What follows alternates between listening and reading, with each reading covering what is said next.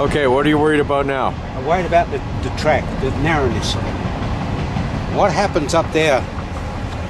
Now, of course, I haven't been up there for years, and the road is very developed now.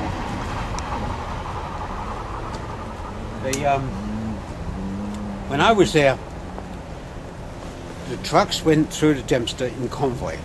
Right. They would wait, and in the group, they would go all together with a truck loaded with a front-end loader and bulldozer because the snow drifts.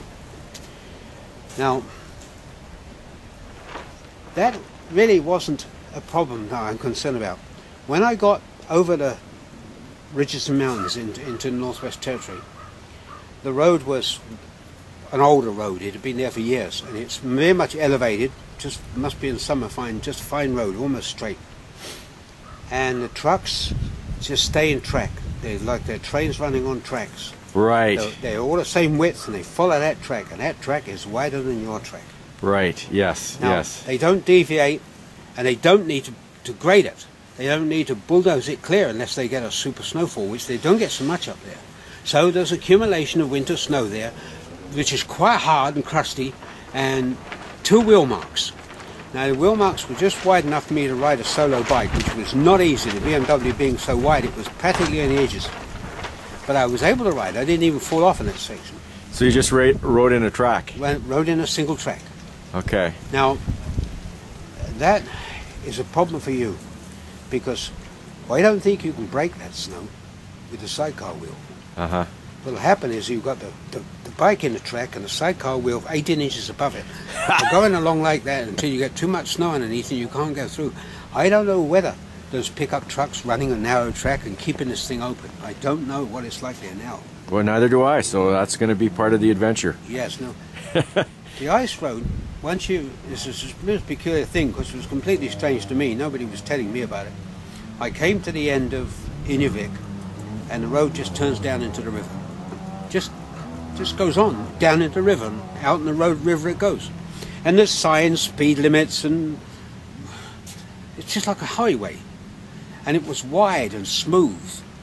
And when was this, Phil? 1982, I think. Okay. We can check on that, but anyway. The ice roads are graded, and there's so much wind up there that keeps them clear. It wasn't a problem for me. The ice road wasn't a problem. So the problem was the Dempster before the ice roads. Yeah, the Dempster was just frightful because of the wind and the snowdrifts and the terrible, terrible cold.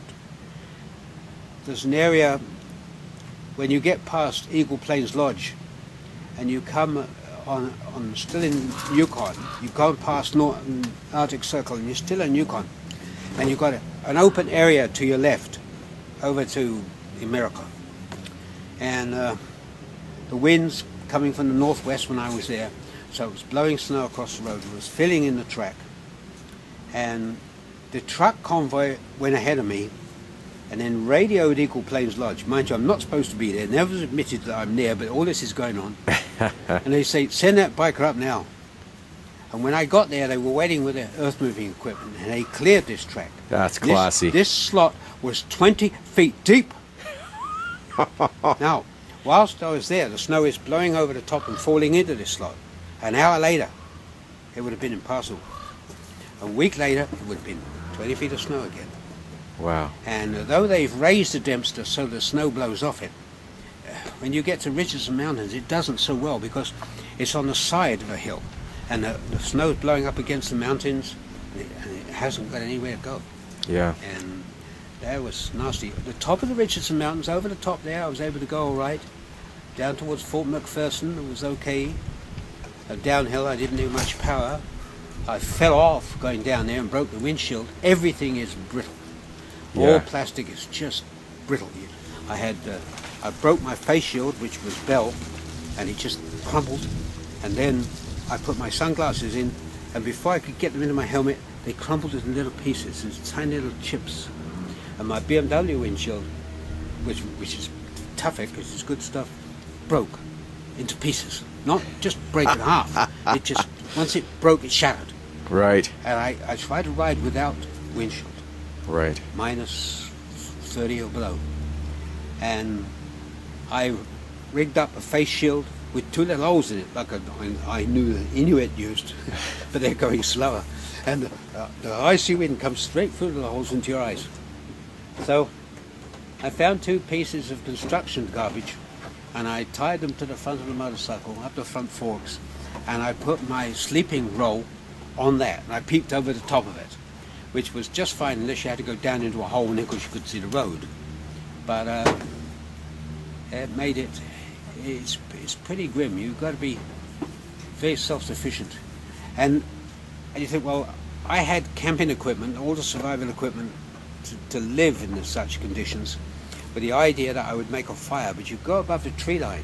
Much of the Dempster is above the tree line. Yeah. You think, well, maybe in the gullies you see trees and you're a quarter of a mile away, but you can't walk in the snow.